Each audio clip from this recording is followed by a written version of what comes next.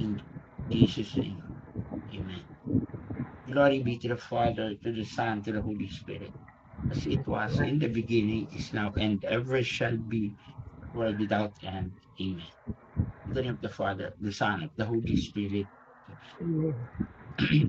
Magandang hapon po. Um, yung gospel kahapon ay pagpapatuloy ng gospel ngayon, tinutuloy po yung istorya about kayamanan. And but maganda po yung reflection ni Sister yan kanina, but kanina ho kasing umaga, may mga yung pong speaker kasi sa Hong Kong, tumawid po rito papunta dito sa Macau, and they will stay here for around 3 days. And bago po ako lumabas para puntahan sila, meron po akong kaibigan na pari na nag-send ng message, and binagabag ako. Picture message nakalagay doon. Yung pang ginagawa ko is ministry, MINISTRY, or ministry, MENISTRY.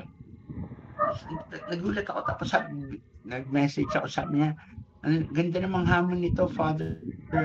Sabi niya, kaya ako nga sinesayo kasi nagsiserve ka eh. Because these are people who wants to serve God more, to help us realize ano yung kaagaw na ni Lord sa ministry natin. Ang pinakamalagig na ikikaagaw ni Lord ay baka kayo na. Hindi lang yung kayamanan na material, hindi lang yung emotion, kundi baka nalilimutan natin ang ministry natin is all about Jesus. It was never about us. It was never about what we can do. It is all about what we allow God to accomplish through us. Ano habang inaano niya yung saan, tapos something in you is keeps on asking, o nga no, mission ba ako or consumption? Actually, mission or commission, ba't dinadagdag ako? Ano ba ako? Nagmi-mission o nagiging consumption? Tinatanong ko yung sarili ko kasi as we grow deeper into our desire to serve God, as we grow deeper into our desire to follow God, as we grow deeper into our relationship with God, it is always good to ask questions that challenges our faith, our character, challenges even our ministry. No, kasi napakaganda na makita natin na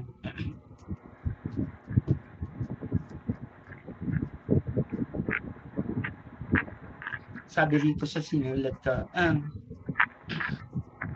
nagsiserve ako because it is God who chose me, or am I still serving because I enjoyed being in a mission, being here in Macau.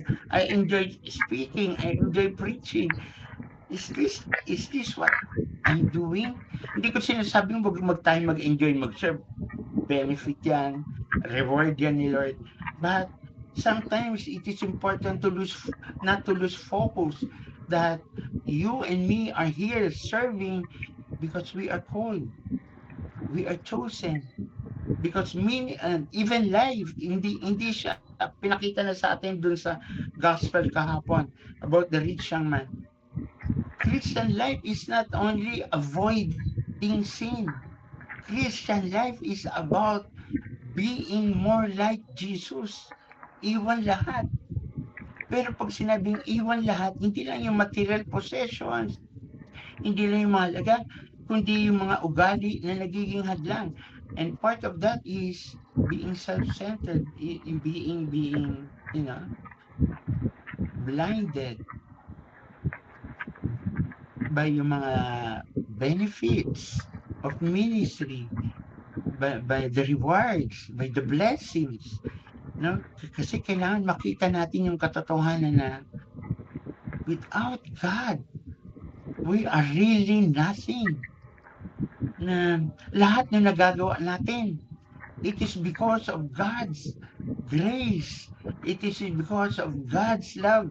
Naalala ko tuloy yung laging binabanggit na sa amin 'pag nagwo-worship kami mga speaker, huwag niyong kakalimutan, walang utang ang loob ang Diyos dahil naglilingkod ka.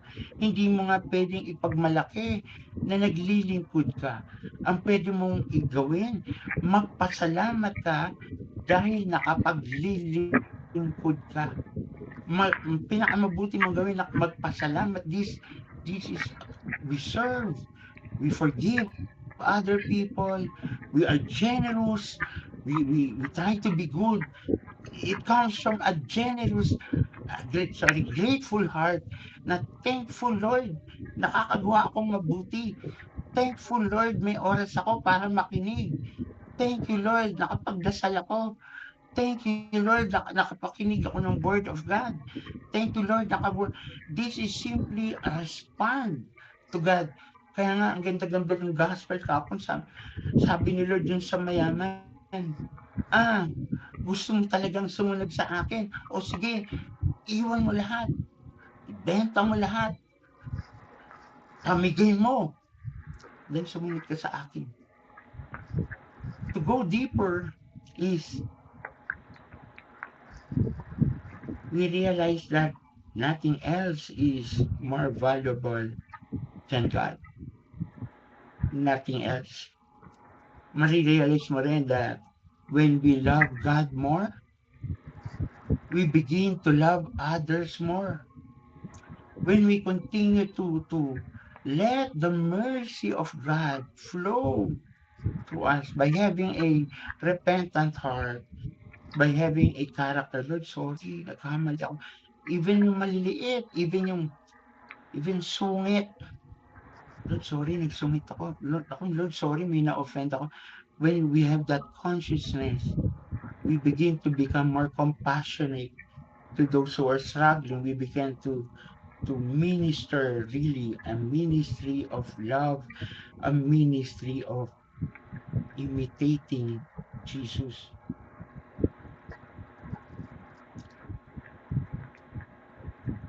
Isang tanong ko kanina eh, bakit ba ako nagpi-preach? Bakit ba ako nagto-talk? Gusto ko ba ma makilala ng iba si Lord, magkaroon sila ng malalim na relasyon kay Lord, or masarap marinig na, "Uy brother, nabe-bless ako pagka naririnig kita." Minsan yung middle ground na yun, kasi kaya ako binabanggit minsan, ginagamit mismo ni Lord yung ni Lord, sorry.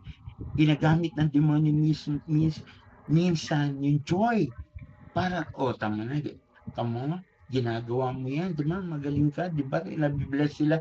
Na kino-confuse tayo so that our hearts slowly become proud, slowly loses focus on Jesus,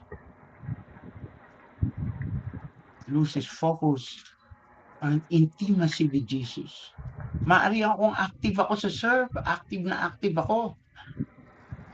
But if I do not have prayer time, I am losing the point.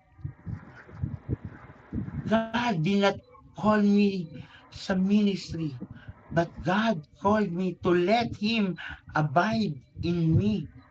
Manatili si Lord sa akin at ako ay manatili sa Kanya. No, then we will see that ang real treasure really becomes Jesus. Not the ministry, not the service, not the time we spend. Hindi. Yung mismong presensya ni Lord sa buhay natin, yun yung nagiging treasure natin, yun yung nagiging mahalaga sa atin. Every moment we spend with God becomes a moment of joy, a moment of encountering, a moment of, wow, Lord, kaya pwede natin, ikaw ang aking tanging yaman. Then, yung nata-translate yun ng sinasabi rito sa atin. Kaya nga, yung kung susundan na dun sa, sorry po, nata-translate siya dun sa sinabi sa binatang mayaman na, sige, iwan mo lahat, sumunod ka sa akin.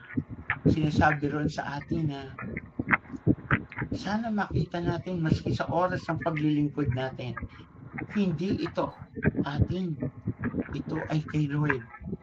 Na tayo ay nagkaroon lang ng napakagandang pagkakataon para pasalamatan ang Diyos natin at tayo ay nagkakaroon ng oras para sa Kanya, nagkakaroon tayo ng oras para makapaglingkod sa Kanya, nagagamit natin yung grasya para manalangin. So you see, we realize that it is God's love at work in us. The more that love is at work in us, then the more we let go. Kagaya nga ng sinabi ni Sister Lanka, even our material things, conversion nun, generosity, even our selfish emotions, ang resulta nun, selfless character, even our complacency, it results doon, intimacy. So you see, nagkakaroon ng real conversion, nagkakaroon ng real changes in our heart because the ministry have a different meaning. Ulit, madi-discover ulit natin, hindi pa, I'm doing this for God. This is for you. Wala talagang kukuning glory. Wala talagang kukuning sarili. Makikita rin natin na ang paglilingkod natin, para lang magkaroon tayo ng mas malalim na relasyon sa Kanya. Ang ganda nun sabi dito nun sa gospel natin today, mahirap daw pumasok sa pintuan para raw kamelyo na pumapasok sa eye of a needle. There's a lot of explanation diyan, like binabanggit ng iba, naririnig ko doon daw sa wall of Jerusalem, may maliit na hole, papasok yung camel doon at hirap na hirap, kailangan magpakababa. That's a beautiful story. But as I look nga dito sa aking reflection kanina, naisip ko na kung minsan yung naglilingkod, kailangan talaga may conscious awareness siya na baka hindi niya namamalayan na yung mismong yung paglilingkod nagiging kaagaw na nung nagbigay ng pagkakataong maglingkod.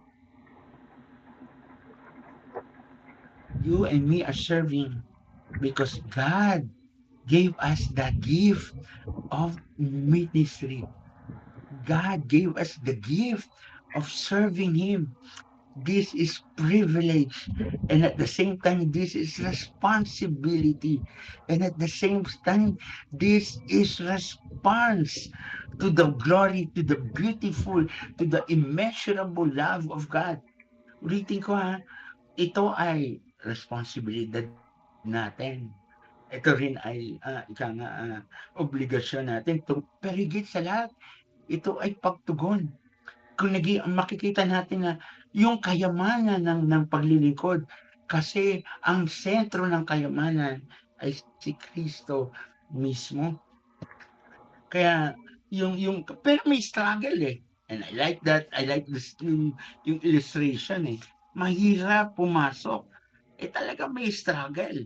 Talagang may surrender. Talaga naman, no? Kanina nakikinig din po ako eh. Sa kasi mamayang gabi meron po kaming workshop ng mga prayer leader dito sa Macau. And ang inaano nilang topic is how to love difficult people. And I was listening. Ah, bakit halimbawa merong isang difficult people, ano reason ko bakit ko siya mamahalin? Utos ni Lord? Ugali ko? Or ang ultimate desire ko, I want to love God through this person. I want to serve God through this person. Hindi ko siya gusto. Maaring naiirita ako sa kanya. Maaring, but through this person, I want to help to develop a deeper relationship with my God. Because to love God, the more I love God, people will know I am a follower, I am a disciple. But much more than that, I give people a chance to come to God.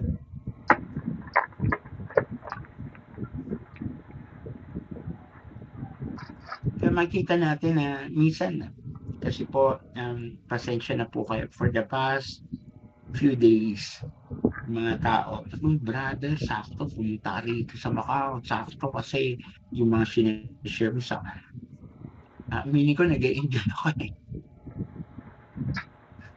Aaminin ko masarap sa tenga, eh. Aaminin ko po na natatakot ako, naaagaw ko yung glory kay Lord, eh. Eh, kaya lang the more ko naririnig, the more ko napapansin na nag-e-enjoy. Then kaya nga ang laki ng pasalamat ko kay Father, si Father Nilo po, yung sinend niya sa'kin kasi eye-opener agad, eh.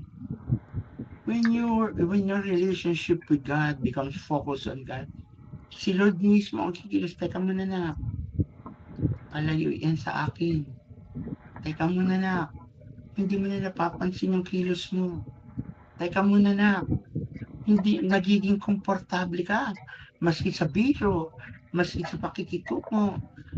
Napuna ko na the more God becomes my treasure, the more masking maliliit nga na ugali ko, the more minsan nire-reveal, "Teka muna, hindi yan ang nagiging kayamanan mo, hindi ako. Teka muna, yang katwiran mo yan, nagiging kaagaw ako niyan. Teka muna, yang mismong maliit na bagay na yan, hindi wala ako sa puwesto ng puso mo." And then,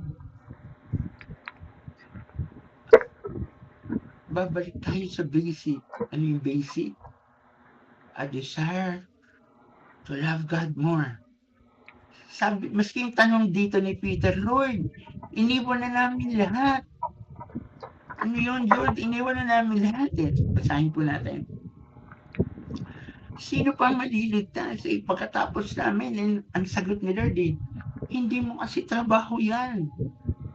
Pag ikaw gumawa, imposible. Hayaan mo si Lord magtrabaho sa'yo because with God, nothing is impossible."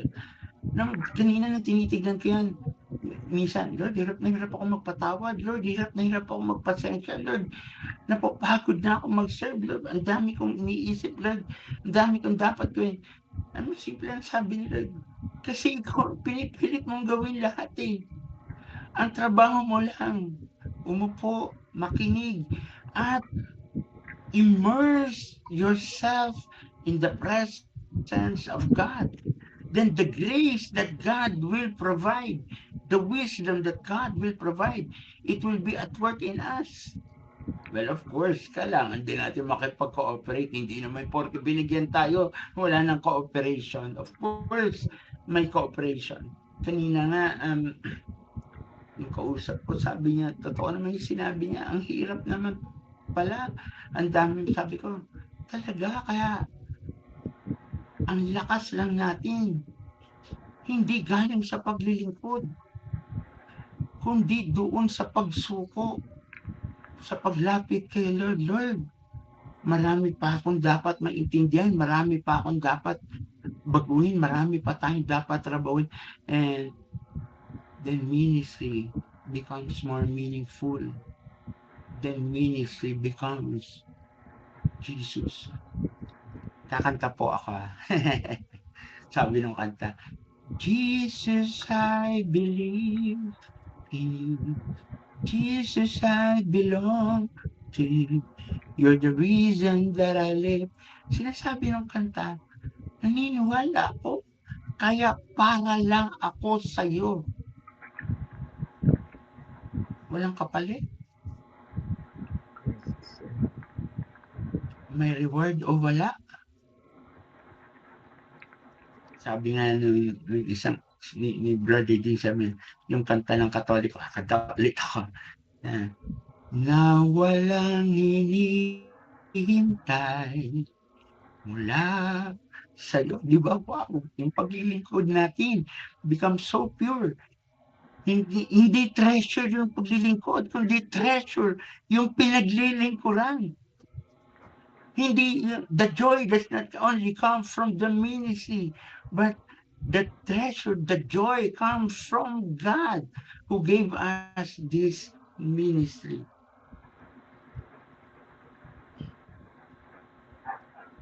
Di ba, no? yung sulat ko minsan, I can talk about surrendering. Pero pwede pa rin ako may sariling diskarte. But kung unless I admit may sarili akong diskarte, unless I admit meron akong sariling plano sa sarili ko, hindi pa ako total surrender. Mahirapan pa rin akong pumasok doon sa pintuan. Kaya nga, when I admit that, I simply give God enough space in my heart to work in my heart, to change me, to become towards being the person He wants me to be. Isa sa gusto ko narinig kanina is, I, God loves me not because I am precious. God loves me not because I am precious. I am precious because God loves me. Ano kanina na narinig ko, sabi ko, paulit-ulit ko nireplay siya. God loves me. God loves me not because I am precious. I am precious because God loves me. Yung kahalagahan ko nagkagaling sa pagmamahal ng Diyos at dahil alam kong mahal ako ng Diyos, lalo ako nagkakaroon ng passion to serve, passion to love Him back, passion to make Him the center of my life, to make Him first in my life. I can be passionate about these things, but first and foremost, I have to develop intimacy to the one who gives me that passion, yung enthusiasm. Kaya nga, na, nahanga po ako sa inyo. Yung oras na ini-spend nyo, yung oras ng pakikinig. But more than these things, yung hindi lang yung ang conversion talaga, ang kasunod ay transformation. Because transformation will help us realize real treasure is God alone. Sabi ni Peter dito, sinuko na namin lahat. Saan pa ba kami pupunta? Ano bang matitira sa amin? Sabi ni Lord dito sa kanya, everyone who's given, everyone who surrendered everything will have eternal life. And what is eternal life? A life with God. Let me repeat. Ano yung eternal life? A life praising God, a life where everything is focused on God. Yun yung eternal life, yun yung binibigay niya sa ating, ano nga yung reward? Intimacy pa rin kay Lord. Abiding in Him and Him abiding in us. Intimacy pa rin yung reward. Because real joy, real treasure is God. Kaya nga may challenges eh. Magandang challenge sa'yo, para sa'yo at para sa akin.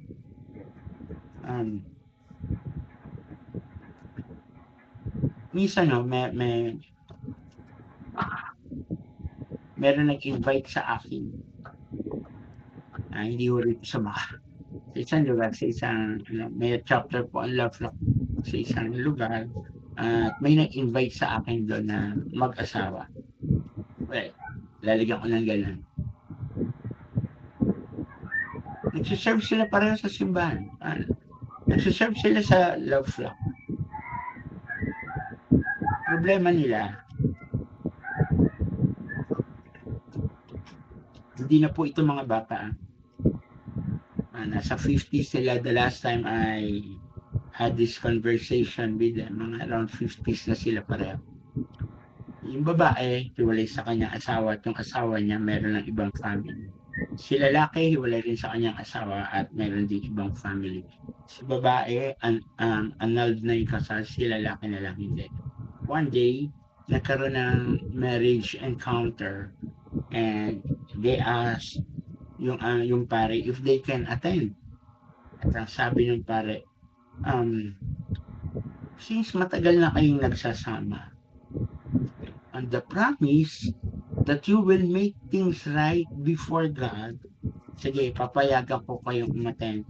Not, of course, para magkaroon ng growth ang inyong relationship, but first and foremost, para ma-establish nyo yung importance ng relationship sa Diyos. Yun ang sinabi sa kanila.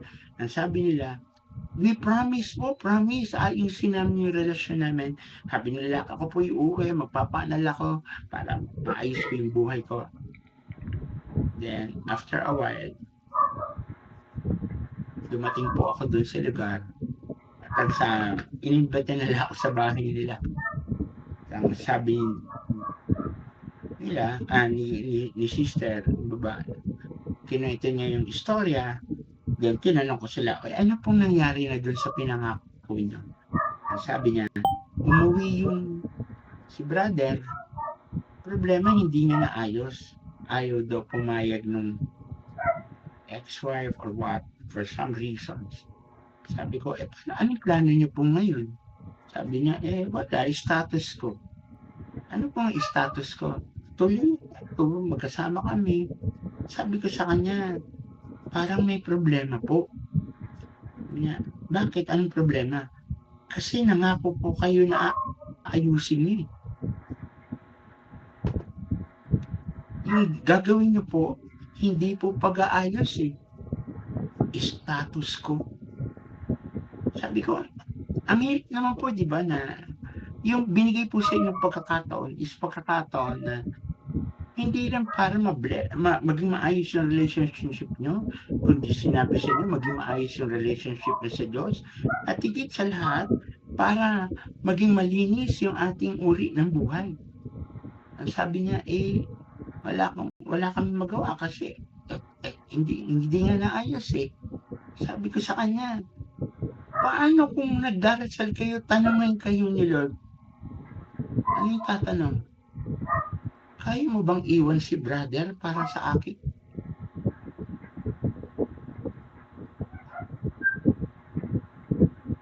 Sabi niya, bakit naman magtatanong si Lord ng ganun? Yung alam naman niyang mahal ako at mahal ko yung tao. Bakit naman kami sasaktan? Di kayo sinasaktan. Ang sabi ko, kumisan, ang hamon sa atin ng gospel for 2 days was detachment. Pinayagan kayo mag-serve, pinayagan ganito. But, tanong sino mahalaga? Si brother o si Lord?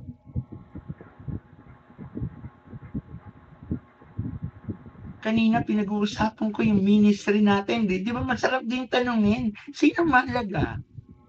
Ministry o si Lord? Let's go deeper.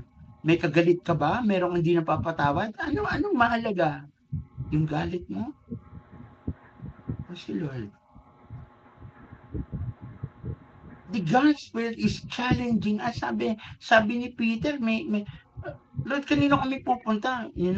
Sabi ni Lord, ang sagot ni Lord, naghahanap ka ng kapalit. Ang kapalit ay ako. Hindi pa ba sapat na reward ako? Yun yung sinasabi ni Lord Ako, naghahanap ka ba ng ligaya? Ako ang ligaya. Naghahanap ka ba ng kapayapaan? Sabi ni Lord, ako ang kapayapaan. Naghahanap ka ng love? Ako ang pagmamahal. Ako.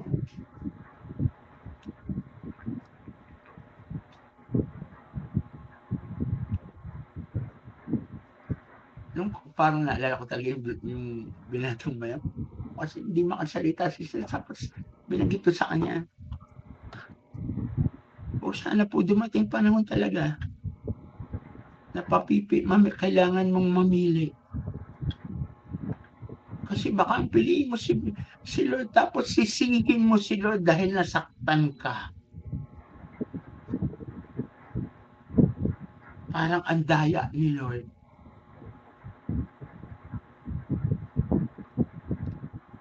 Ang trabaho ba ni Lord? Saktan tayo dahil pinapipili tayo? Hindi.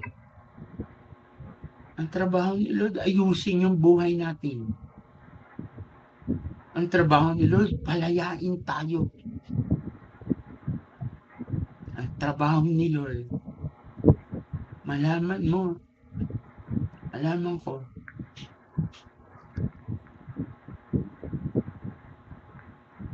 There is none like Him.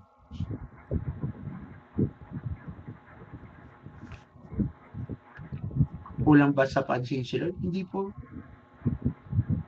Paparusahan niya ba tayo pag di niya hindi, hindi po, hindi, hindi. But, in fact, I've seen that couple hanggang ngayon. Hindi, although I'm not sure kung magkasama pa sila ngayon dahil matagal na kaming walang communication. But, up to the last moment na kinumusta ko sila dun sa ibang tao, and magkasama pa sila, I will pray for him. Yun lang ano ko kasi pinakamasakit at the end of the day,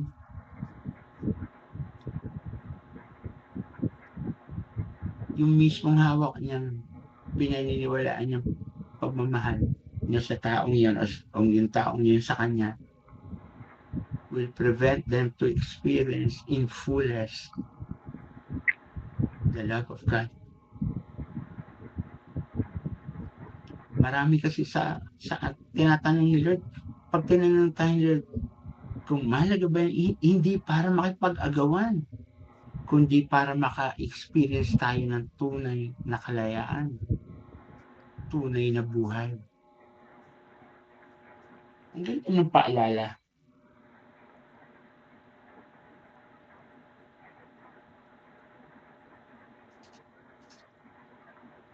Sa atin sa dulo. Many who are first will be last, and many who are last will be first. Hindi talaga to kung sinong matagal sa atin. Hindi talaga, kundi sino talaga yung handa, handang bigyan ng mas malaking puwang si Lord sa puso niya. Minsan may nagtanong po sa akin, sabi niya, anong ibig mong sabihin na bigyan ng lugar si Lord sa puso? Sabi ko, madaling sabihin kasi pag hay na hay ka, nag-seminar ka, Lord, yun na buhay ko. Then, as years goes by, we will discover yung unang bugso ng pagsuko, meron pang maliliit na pagsuko, merong areas of our life. Naku, Lord, wag mo na to. Naku, Lord, masakit ito. Naku. Yung nakikipag-wrestling tayo, nakikipag-battle tayo kay Lord, ugali, relasyon, material na bagay, pangarap, mga gusto sa buhay, mga plano. I'm not saying these are bad things, but what I'm telling is, yung bata na, hindi, meron akong gustong ibigay sa'yo, hindi yan. Suko mo sa akin yan. And God is telling us, hindi, Lord, masakit, hindi ko to kaya. We discovered, marami pa tayo. So, kaya lagi kong binabanggit, magsuko ka. One step at a time. Christian life is discovering on a regular basis. Huwag na daily. Huwag na gamitin yung daily. On a regular basis na, teka, hindi pa ito hawak ni Lord. Teka, kaagaw po ito ni Lord. Teka, itong ugali ko na to, hindi ito tama. We discover that unti-unti, nasasakop na ni Lord yung buhay natin. And then we experience what real joy, what real treasure is. Sana, no? Aalis tayo ngayon, hindi katulad ng matandang mayaman binatang mayaman kahapon na malungkot. Bakit siya malungkot? Ang dami niyang kayamanan. Ang dami niyang hindi mabibitawan agad. But I like it. I like that. I like yung idea na hindi ka pa to kayang bitawan eh. Pagtulungan natin ito. I like that idea. Alam mo kung bakit? Alam ko yan eh. Hindi ko pa to kaya, Lord eh. God have enough patience to stand by you even during the times that you still feel weak. And His love for us is so great. Sabi nga, is immeasurable that He slowly pushes us towards freedom from these things. Ulitin ko, pero kailangan, syempre, may cooperation yan. Hindi naman pwedeng tulak ng tulak sa Lord. Ayaw natin gumalaw. Hindi. Kailangan talagang gumagalaw. Siguro, ngayon, hindi mo pa kaya, but hopefully, they will come. Will you decide, pagod na ako rito, Lord, mas mahalaga ka kaysa sa akin. Mas mahalaga kaysa sa gusto kong ito.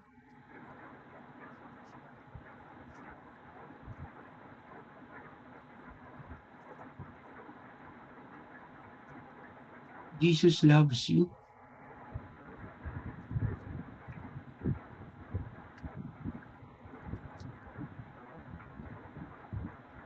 More than enough. That He wants to be with you and me for eternity.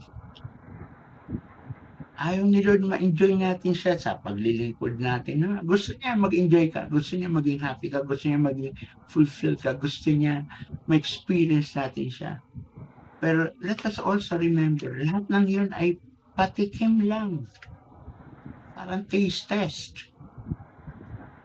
Taste test pinatitikim tayo nila ng joy of His presence so that nagkakaroon tayo ng excitement for eternal life. Naalala ko, sa Rome ko ito narinig, sa isang bishop nung merong celebration ng 50 years ng charismatic. Sabi ng isang bishop na napakinggan kasi sa conference namin, ang natitikman nating fulfillment sa paglilingkod, ang natitikman nating kaligayahan pag nakagawa tayo ng mabuti, ang natitikman nating kalayaan para sa pag tayo ay nakakapagpatawad or nawawala yung galit sa ating puso, ay parang taste test. Ano yung taste test kung, di ba, sa supermarket or sa grocery, may nagpapatikim, tikman mo to. Pag natikman mo at nasarapan ka, sasabihin siya, meron pa doon sa loob, marami doon sa loob, punta ka, marami pa doon. Sabi niya, kung nakakatikim ka ng fulfillment, kung nakakatikim ka ng satisfaction, kung nakakatikim ka ng joy, kung nakakatikim ka ng excitement, when you serve, when you forgive, sabi ni Lord, patikim lang yan. Halika, marami pa rin sa loob. Halika, habang panahon natin itong pagsasaluan, there is more. When Jesus becomes more and we become less. Let me repeat that. There is more when Jesus becomes more and we become less. When Jesus increase and we decrease. Amen. Let us pray. In the name of the Father, of the Son, of the Holy Spirit. Amen. Lord,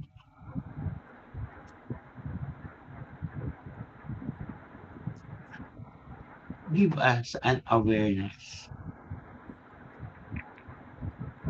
of the things na nagiging kaagaw mo sa puso namin.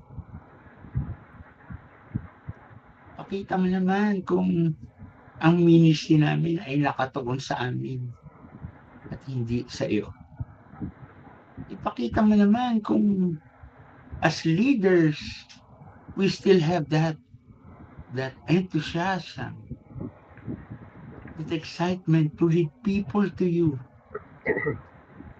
Or we are too blind to realize that we are leading them to us. Huwag naman, Lord. Bigyan mo kami ng grace na tumugon sa invitation mo to make disciples of nations.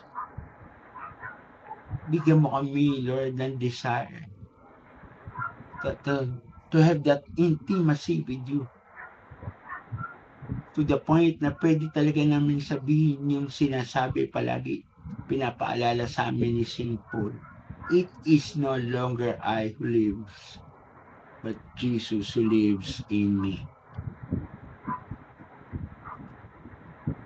Give us grace, Lord, to desire to decrease, that you may continue to increase in every area of our life. More of you, Lord, every day. More of you, Lord, in every way.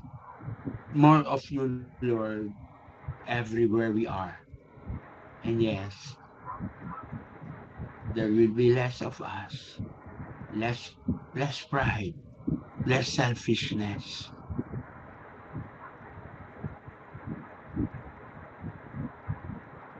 Give us teachable hearts today, Lord. In Jesus' name. Give us a heart like Mary. In Jesus' name. Give us a heart like the saints, whose desire is to love you more. In Jesus' name. Glory be to the Father, to the Son, to the Holy Spirit, as it was in the beginning, is now, and ever shall be, world without end. Amen. The name of the Father, the Son, the Holy Spirit. Amen. Maraming salamat po. Magandang hapon po sa inyo. Um, Meron pa akong 15 minutes. Salamat po. Maraming pong salamat, Brother Rafi, sa napakagandang pagpapaliwanag. God is the Amen po. Ngayon po mga kapatid, may 15 minutes po si Brother Rafi, kaya ngayon na po ang inyong mga katanungan kay Brother Rafi. Amen po.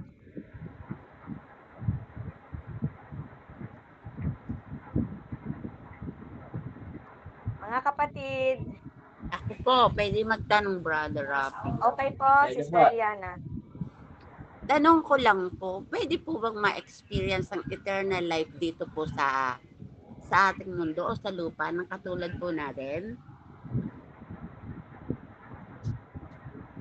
Well, may kanta po yan, di ba? Lupa man ay, langit na rin. Pero sinasabi nun kasi kailangan talaga total surrender po. Makakatikim po tayo ng langit. Pero yung the whole experience, of course, sa langit lang natin yung matitiyan. Pero sigurado ako nakakatikim kayo ng langit yung yung abundant joy, overflowing love, overflowing yung alam mo lang yung presence si Lord sa buhay mo that hindi mo alam ba't ka umiyak, hindi mo alam bakit ganito yung nararamdaman mo.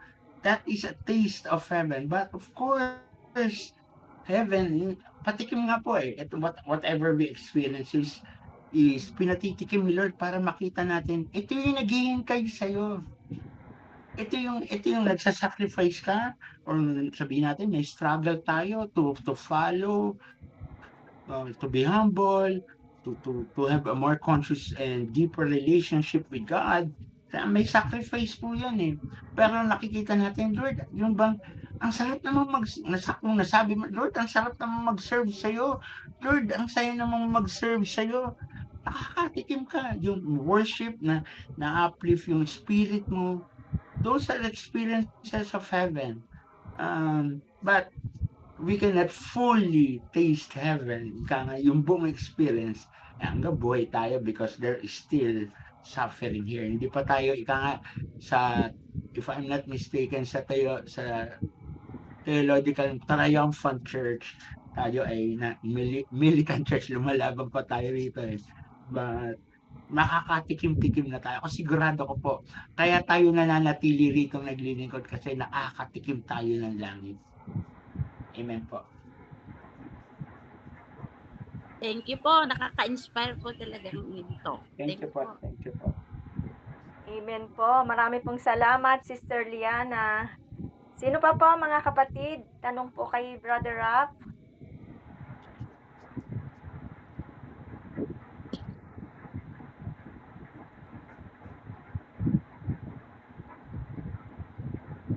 Wala pang naimik. Ako lang saglit. Sister Elsie, mabilis lagi.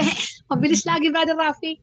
Ako po hindi magtatanong. Ako lang po yung mag-share ng talagang gandang-ganda ako sa sinabi mo na walang utang na loob ang Diyos sa atin. Di ba sinabi mo yan, bro? Ano? Halay, di yan ako nayari sa mahabang panahon. At talagang yung envy ay isa sa 7 capital sins. Dahil nga ako naglilingkod, nagbabahagi ng hindi man ganun kalakihan, bro, nagbabahagi ng time, treasure at saka talent. Ano? Eh sabi ko, bakit ang iba walang simba-simbang ganun? Tapos sila yung magagandang trabaho. Paulit-ulit ko po ito eh. Sabi ko, hala, para namang ang Panginoon ay ang kanyang base ng pag-bless eh. Kung sinong naglilingkod at hindi naglilingkod, hindi na i-bless. Ay, hindi natin alam yung pamamaraan ng Panginoon. Grabe, ano? Alam mo bro, kung ano po ang aking, kung anong kagandahan ng mayroong mga natatanda ang verse. Ito ang aking pinupunta. Ito bro. Yung sa mga manggagawa na kinuha ng alas 5 ng umaga, alas 9, nagreklamo. Ay bakit yung alas 5? Ay isang denaryo din. Ano sabi ng Panginoon? Huwag kang magreklamo, nagkasundo tayo. Wala ba akong karapatan sa aking ari-arian? Parang ang Panginoon ay hindi ay unfair, ano bro? Pero maganda yung nabasa ko dati nung sa sa simbahan. Ito ang paliwanag doon. Tayong lahat ay may kaloob. Posibleng mayroon ako na wala ang iba at ang iba na wala ako. Kung anong mayroon ako, isa kong pagyamanin at aking ingatan. Salamat lang bro, yun na lang. Ang kagandahan ng minarinig. Purihin ng Diyos. Yun talaga napunta pa pag minsan. Bro, tao tayo. Hindi ko binibigyan ng katwiran na tao tayo dahil tayo ang pinaka-obra maestra ng ating Panginoon. Ano? So aking re-rephrase, human as we are. Para ibang pakinggan. Bilang tao. Hindi sa tayo-tao lang. Magkaiba yun na pag binaliktad. Tayo-tao lamang parang dinidilograde. Eh di yung bro, pag napunta sa isip ko, Lord, pero salamat talaga sa salita ng Diyos. Iba talaga ang may mga natatandaan. Faith comes from hearing. Hope at ngayon bro, alaman mo, kaya ako hindi nagtatagal sa gayong sitwasyon. Dahil ang una kong layunin sa paglilingkod, sa pakikinig, sa pagbabahagi, ay upang ang Panginoon ay aking kilalanin ng malaliman, mahalin at paglingkuran. Ako ang may utang na loob sa Panginoon, hindi ang Lord sa akin. Amen. Amen. Thank you, Sister Fair. Thank you. Thank you.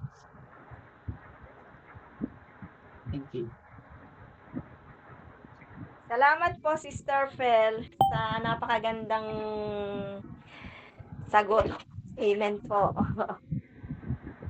Ngayon naman po, sino pa po mga kapatid?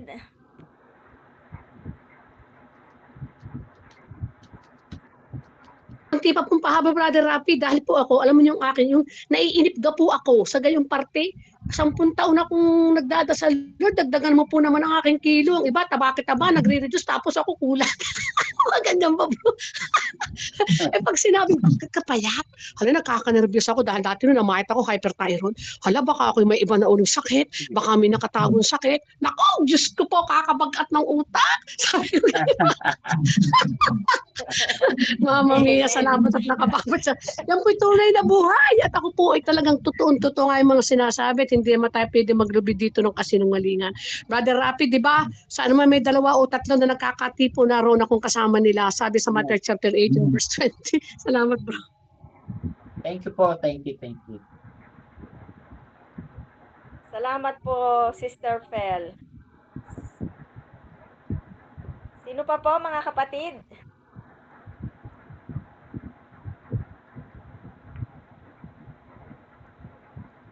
Hello po. Sino pa po may mga katanungan kay Brother Rafi?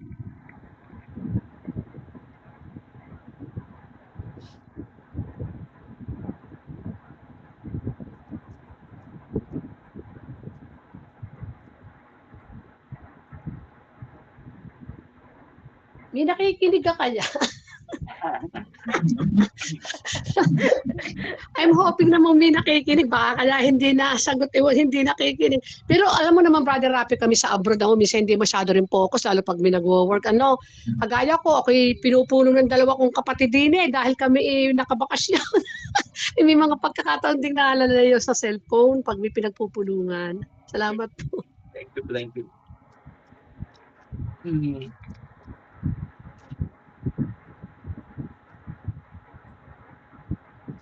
Hello. Tanong po tayo mga kapatid. Sino pa po? Sister Marialyn. Amen, Sister Elsie. Okay, Salamat po. nasa bus. Pero, Brother Rafi, good morning. Good morning, good afternoon po. Gusto ko lang pong um, tanungin or bigyan nyo ng sagot ba yun? Na, Brother Rafi, alam natin na talagang mahirap pong mahalin yung hindi gumawa sa atin ng mabuti. Ano po, sabihin na natin yung ating kaaway.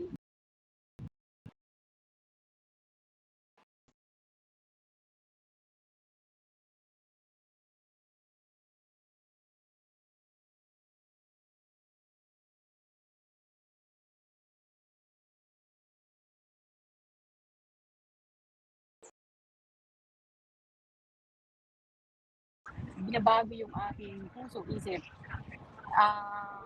Sabi nga natin, namimili din tayo po ng kakaibiganin dahil tao tayo. Kapag ang taong kaibigan natin ay bad sa atin, di ka po iiwanan natin or magdidistansya tayo. Ano po yung mas best na gawin natin kung ang isang tao ay hindi, para bang ang hirap natin pong unawain dahil nga hindi good sa atin, yung ayaw natin ng ugali niya, ayaw natin ng kanyang character, ayaw natin ng parang tayo po yung lalayo. Ano po yung tamang gawin para maging okay? Kasi hindi naman, sabi natin yung kasi pong pagpapatawad, hindi natin mapapatawad ang isang tao kung hindi ka okay. Dahil ang hirap pong gawin na patawarin mo yung isang tao na hindi kayo okay. So yung pong tamang term, ano pong dapat gawin sa ganong sitwasyon? Amen po. Thank you, Sister Marilyn, sa actually, ang pagpapakabuti talaga po ay hindi madali. Pagpapatawad, pakabanal.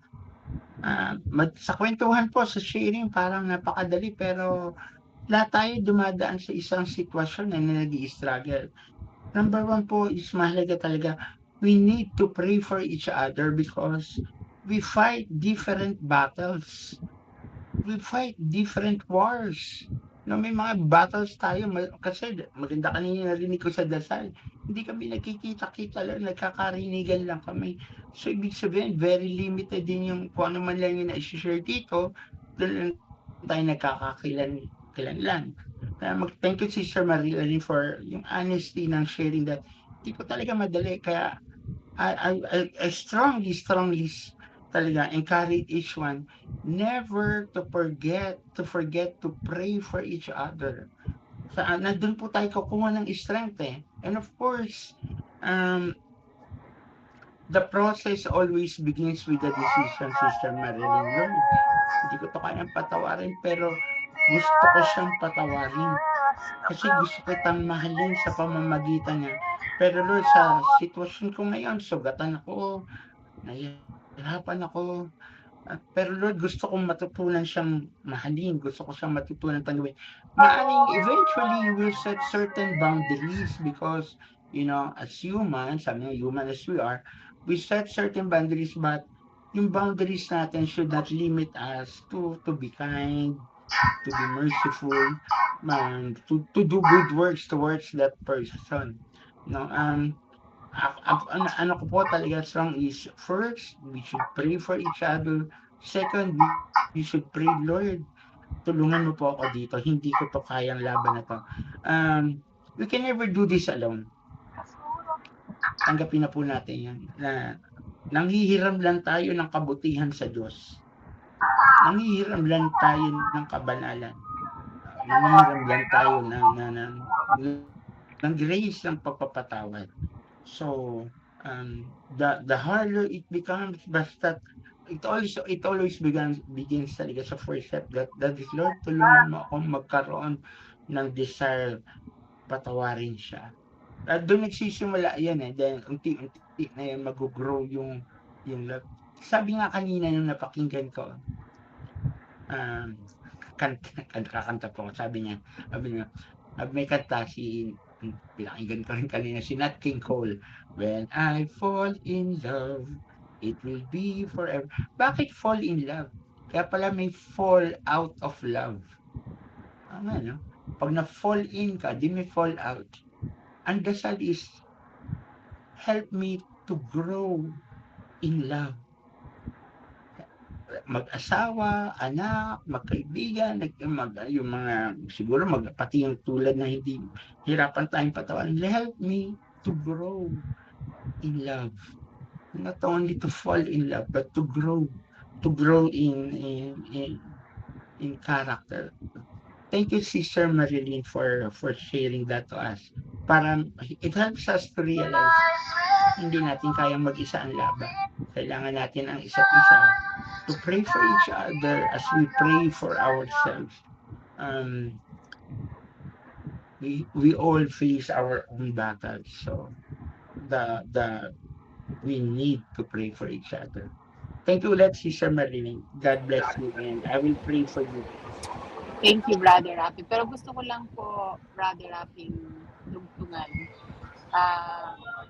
Kasi po, may situation, sinasabi ko na, Lord, sinusurrender ko na sa'yo.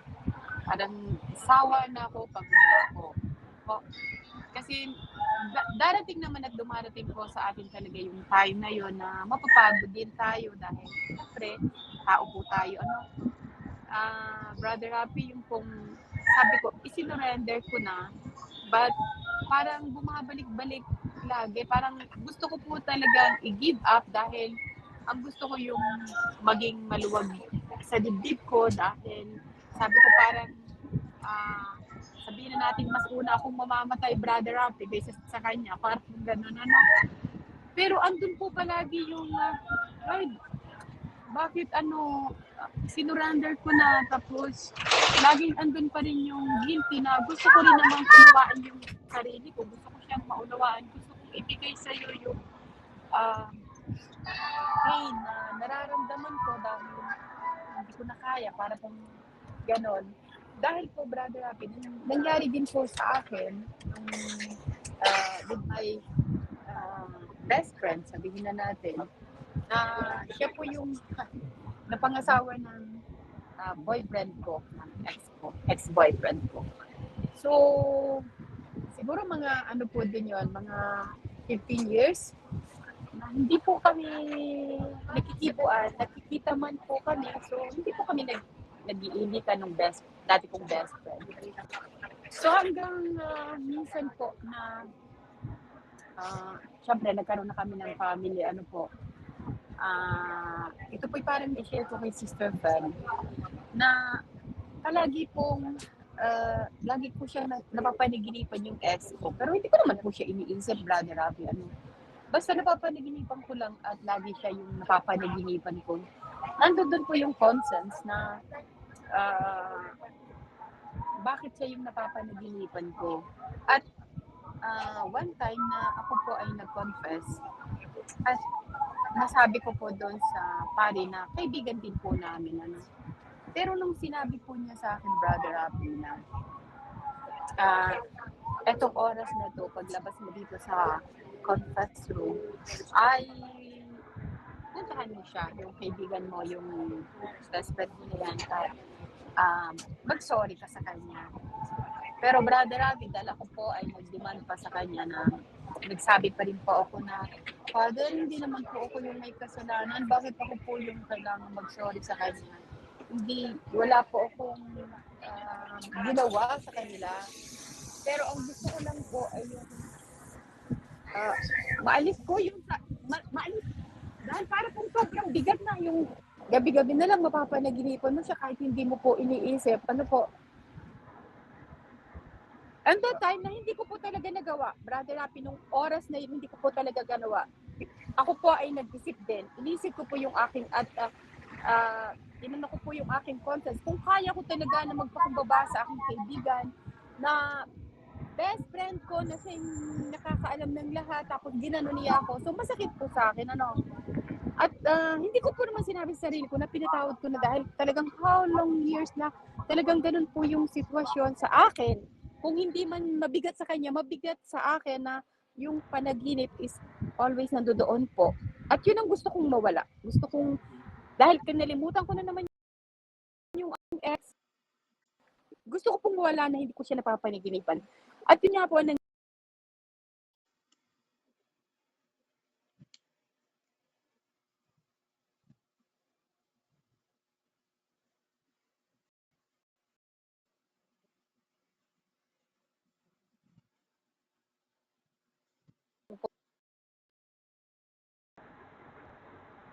distract sa mga tao na alam naman ng buong barangay namin na yun ay best friend ko, na siya yung ex ko.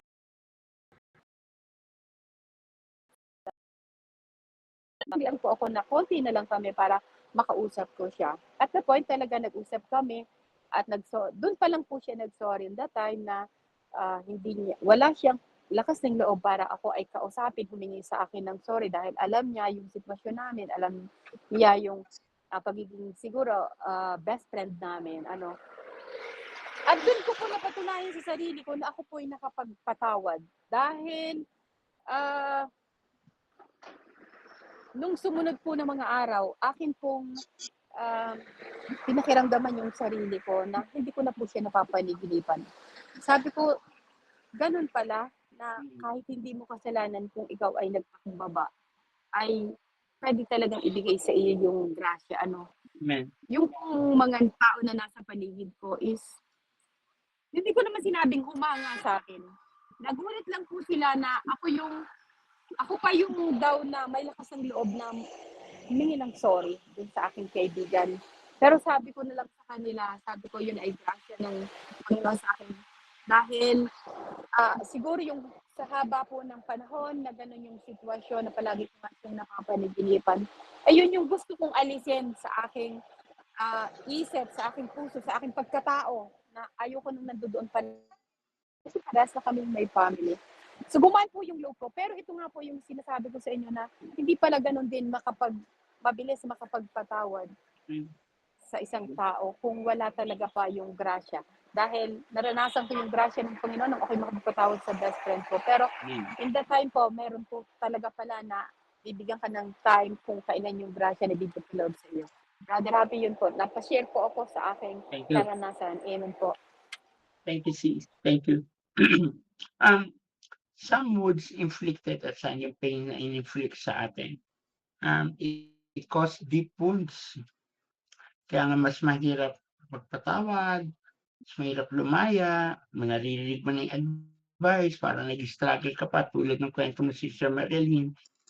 Deep wounds, and we really have to go to the healer, which is Jesus, para ma-heal yung deep wounds.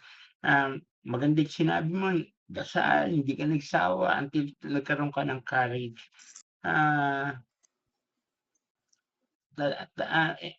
All of us, if not most of us, meron mga deep wounds. Kaya nga, if you remember, one of our prayers is, Lord, yung mga experience ko na hindi ako nakaramdam ng pagmamahal mula sa mga taong inaasahan kong magmahal, takapin mo naman ako ron.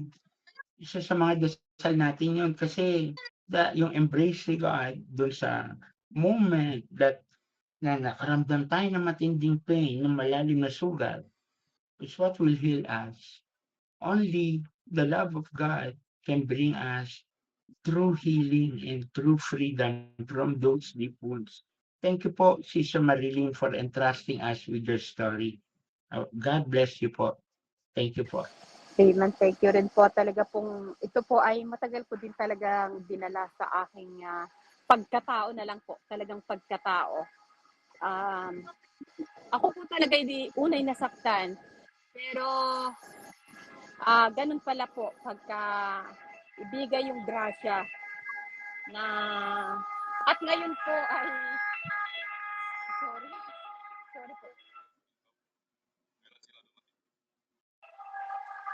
Hindi man po, nakakahiya man pong sabihin, Brother Rafi, sa aking mga kapatiran, sa aking mga kapatid na pinagtitiwalaan natin ang lahat ng ating mga ipinapanalangin.